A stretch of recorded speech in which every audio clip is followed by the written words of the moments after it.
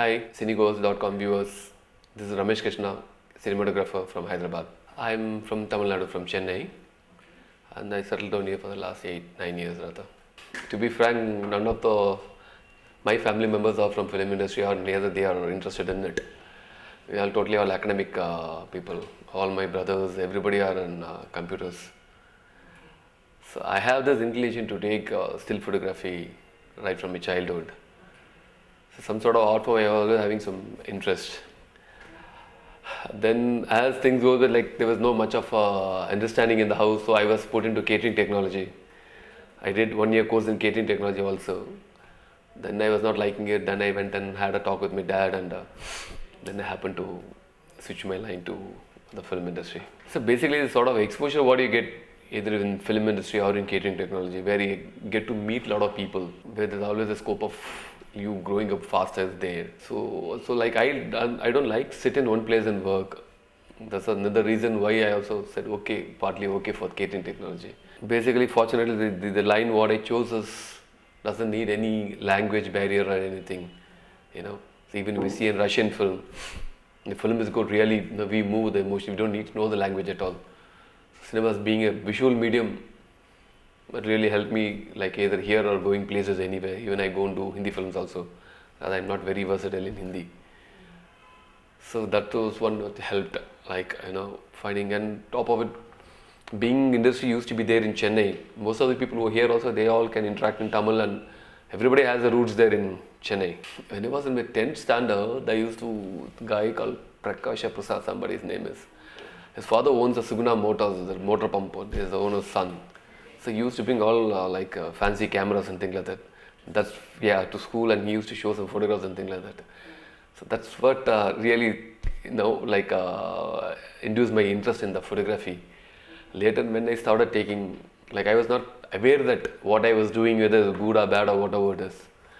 Until I met this gentleman, Mr. Madhu Ambad, where when I showed my interest to join him, that was the first interaction what we had. He saw my photographs and he liked it immensely, and then he asked me to come the next day. So when I went the next day, then he started asking to explain and what the concept became, why you took the thing like this. Actually, I was not having any pre-notion or anything to it. I just liked it, I just clicked it. Then he started analyzing the thing, the in-depth of the way I composed, the way the particular light is worked there, the way what he felt looking at the photographs. So there I decided there is so much in-depth and so much of this thing what we can convey in a photograph. That depends on the way you look at it. So that's where I understood the depth and then the voluminous of the field and the voluminous of the art form. Then immediately I showed my this thing to join him immediately. Vivekananda College, Chennai. Any art form, it's the interest what you show in it, from how you develop and how you go in depth into it basically. And there are also courses which can only guide you. Beyond that, they cannot do anything, especially in art form. It's your own creativity and your own dedication what comes out. But there are very good two institutes in there. One is in Pune Film Institute, and another one is in Chennai. Now even Subhash Ghazi Institute is Whispering Woods is very good. They can just only give you the conducive atmosphere and give the exposure to what you're supposed to do. Rather than confidence, what you say is a sort of an exposure what you used to sell. It's like literature. The more you read, the more you have the exposure about so many things which you can talk. It could be of confidence, it could be of in-depth knowledge what you the question of where you're going to put use to the whole thing. So that way they all could be a sort of a guiding factor. And the sort of craziness, the sort of this thing what we have for film industry, 10 years down backlight was not that much, because not many people could reach it. It was not exposed to so many people.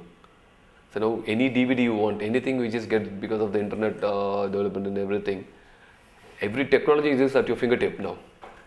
So that given a lot of scope for so many people. Again, there comes to the exposure. Since you are exposed to these things, of course, confident that you can do it, that you want to do it.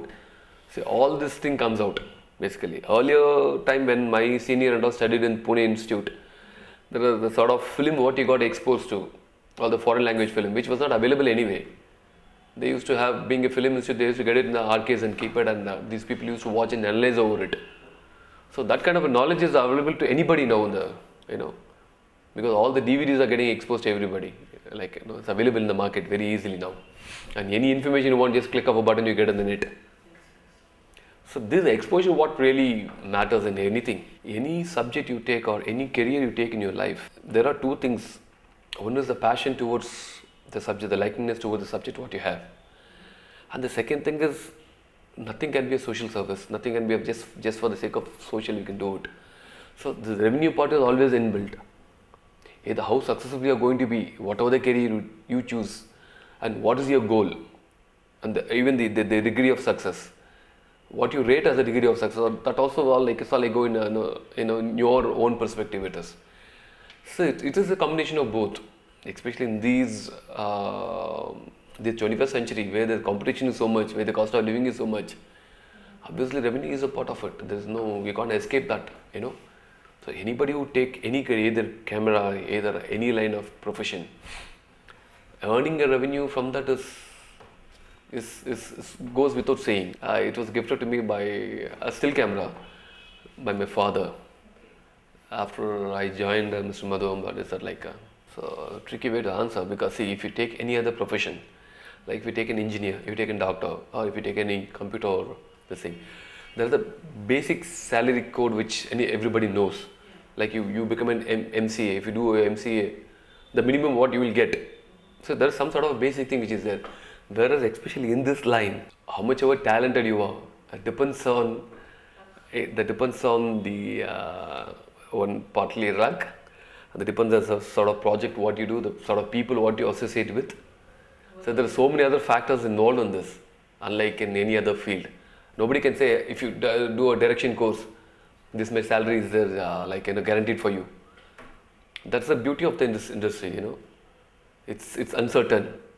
It's totally uncertain, obviously. So you can't just fix something and come. Of course, if you want to join any TV channel, of course, 25k or 30, 45k is like it's fixed. Apart from that, if you come as a professional in the film line, in the feature film, then it's totally on your PR, in your hard work, in your talent. It's all the combination of everything and the luck. This could be looked at in two ways. One is purely technical, purely talent. Like if you possess that kind of extraordinary talent, then you always have a place. Definitely you cannot be ignored. First thing. Second thing is the other question of other way of looking at it, like how you going to survive in the industry is basically, especially in the commercial industry, like the commercial films, what you talk about, other films they make with stars, where they're purely entertainer rather than in the art form of a film. There your PR is very, very important. How you carry yourself, how you behave yourself, that plays a major role than your talent. You need to be somewhere like you have to if you're a Roman, be a Roman, It's like that.